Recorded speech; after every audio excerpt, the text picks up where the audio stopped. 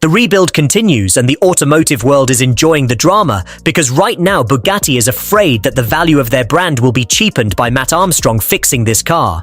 And it's currently happening as angry enthusiasts are now openly saying they would never buy a Bugatti after seeing the repair and servicing costs exposed online.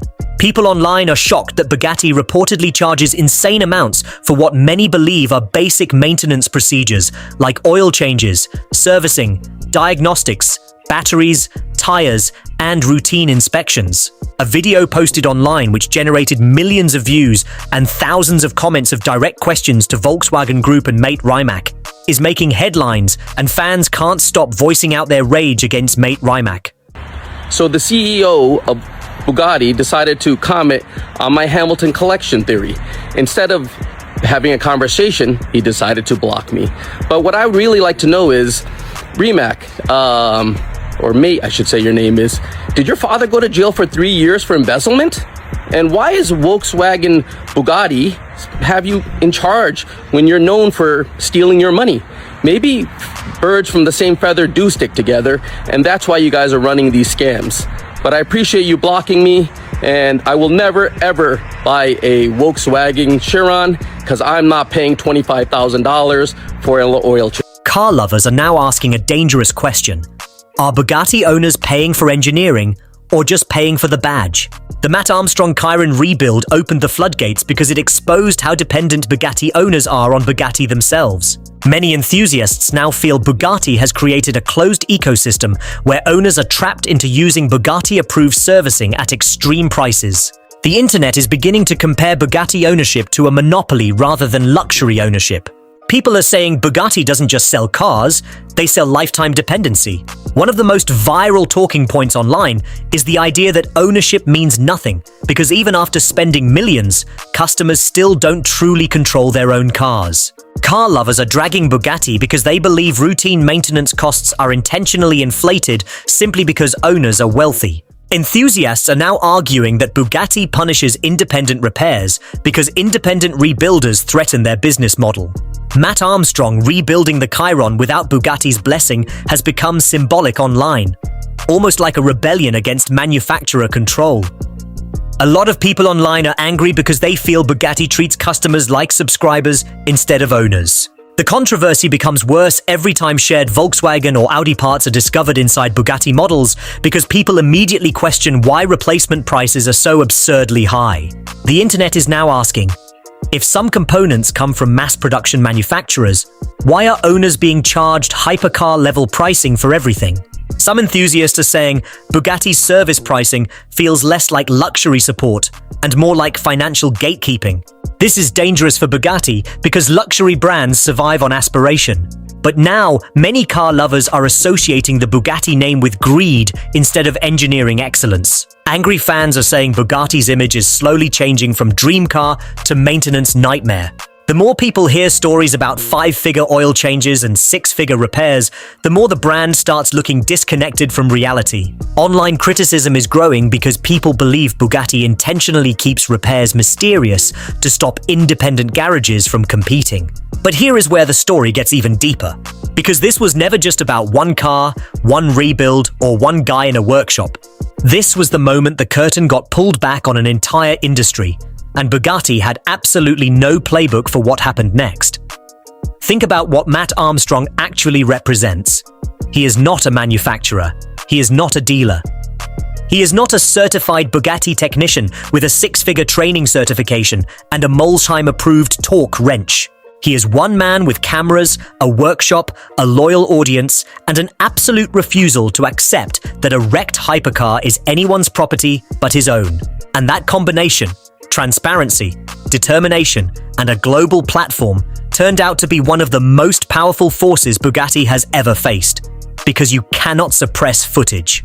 You cannot issue a cease and desist against a video that already has 15 million views. And you cannot convince the public that a car is impossibly complex to repair after they have watched every single step of the repair process in real time.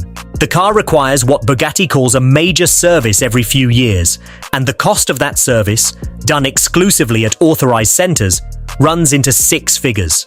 Not because every component is being replaced, Not because something is fundamentally wrong with the car, but because Bugatti has constructed a service protocol so elaborate, so dealer-dependent, and so deliberately opaque that owners have no choice but to comply. And for years, that worked. Because Bugatti buyers are wealthy enough that the service cost was simply absorbed as part of the lifestyle. But that calculation assumed no one would ever show the public exactly what was happening inside that service center. Matt Armstrong showed them. And now stay with me here, because this next part is what Bugatti is truly afraid of. It is not just the repair, it is the knowledge. Because every time Matt films a component being identified, sourced, and installed without Bugatti's involvement, he is demonstrating that the mystique, the idea that only authorized hands can touch this machine, is not a technical reality. It is a business strategy. And once the public understands the difference between those two things, the entire pricing architecture starts to look very different. If you are watching this right now and you have never thought about the difference between what something costs to make and what a brand charges you to maintain it, drop a comment below and tell me what you think is actually going on here. Because the comment section on this story has been absolutely on fire. But that's where it got worse for Bugatti.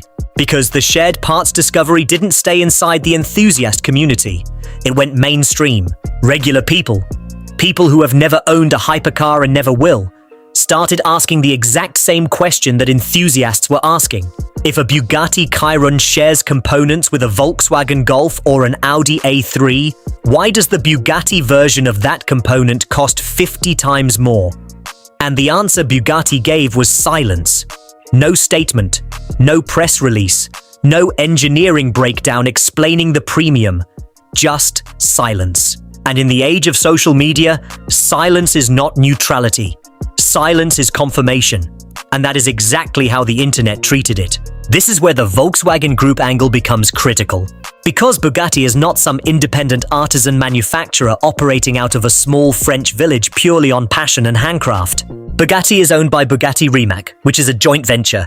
And Bugatti Rimac exists within the gravitational pull of the Volkswagen Group, one of the largest automotive conglomerates on the planet.